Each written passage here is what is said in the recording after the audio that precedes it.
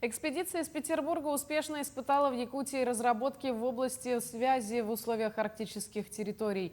Тестирование гибридной сети прошло в самом северном поселке республики Тикси. Подробнее о разработках и о том, как шла экспедиция, расскажет Тимур Колмогоров.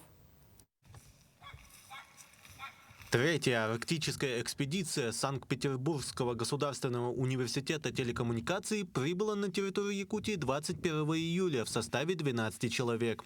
В задачи экспедиции входило множество направлений, от испытания перспективных разработок университета до проведения экологических и историко-культурных исследований. Основной целью экспедиции было решение стратегических задач по развертыванию гибридной сети в арктической зоне России. Вот мы ее в рамках нашей экспедиции сумели развернуть, конечно же, в тестовом формате.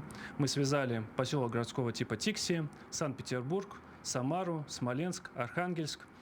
Таким образом, на практике показали, что на базе отечественного оборудования, в том числе разработанного в нашем университете, можно такую сеть разворачивать. Главным прибором испытания стал приемопередатчик Алиса-С. Основными особенностями данной разработки является его простота и мощность. Эффективная дальность действия сети 16 километров. Приемопередатчик можно использовать автономно. Заряда хватает на 2 дня работы. Использование нескольких таких приборов автоматически устанавливает связь между ними, образуя ретранслятор. Тем самым значительно повышается охват сети. Он был разработан специально для поселка городского типа Тикси. Здесь небольшая коробочка, которая может крепиться к стене или просто оставляться на столе. Здесь можно подключать либо батареи, либо через адаптер подключать.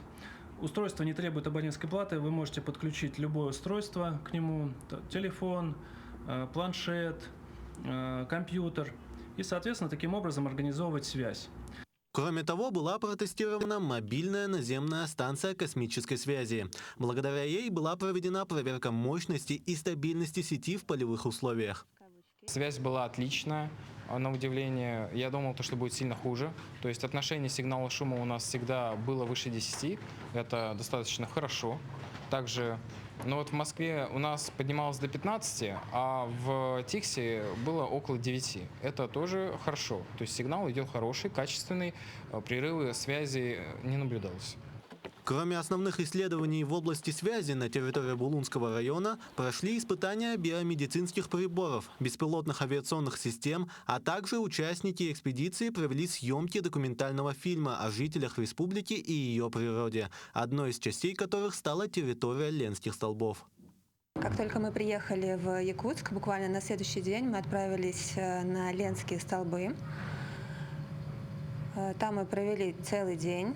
У нас были проведены исследования по маршруту, во время маршрута, а также на самих Ленских столбах.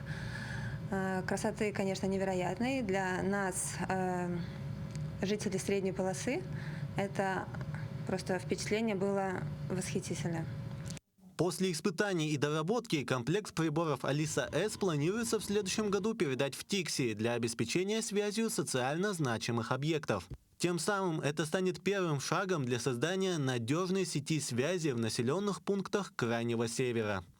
Тимур Колмогоров, Станислав Потапов, Якутск.